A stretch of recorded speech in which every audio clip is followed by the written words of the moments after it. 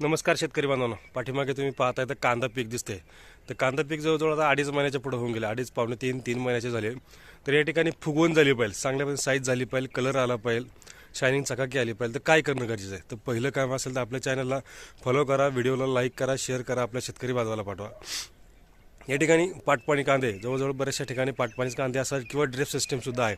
तर बऱ्याचशा ज्या ग्रामीण भागामध्ये आहे तर पाटपाण्याचे कांदे चांगले राहतात. तर या ठिकाणी आपल्याला देत असताना शेवटच्या 2 पाणी अगोदर म्हणजे सेकंड लास्टमध्ये या ठिकाणी 0050 प्रति 10 किलो, त्याचबरोबर बोरॉन या ठिकाणी 500 ग्राम या पद्धतीमध्ये आपल्याला पाटपाणी ॲप्लिकेशन आपल्याला या ठिकाणी करायचं आहे.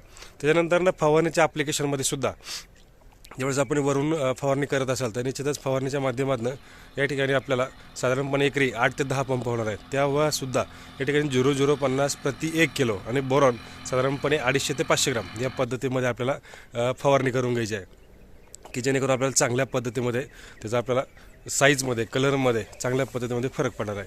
तर निश्चितच ह्या पद्धतीमध्ये हे ॲप्लिकेशन आपल्याला आहे ते कंटिन्युटी करून घ्यायचे. निश्चितच आपल्याला त्याचा चांगल्या पद्धतीने फायदा होणार आहे. निश्चितच ह्या पद्धतीमध्ये ॲप्लिकेशन करायचे आणि त्याचा फायदा आपल्याला निश्चितच चांगल्या पद्धतीमध्ये कलर असेल, वजन आहे, शायनिंग चकाकीसाठी याला आपल्याला फायदेशीर ठरणार आहे. निश्चितच ही माहिती आवडली असेल तर व्हिडिओला लाईक करा, शेअर करा, आपल्या शेतकरी बांधवाला पाठवा. धन्यवाद.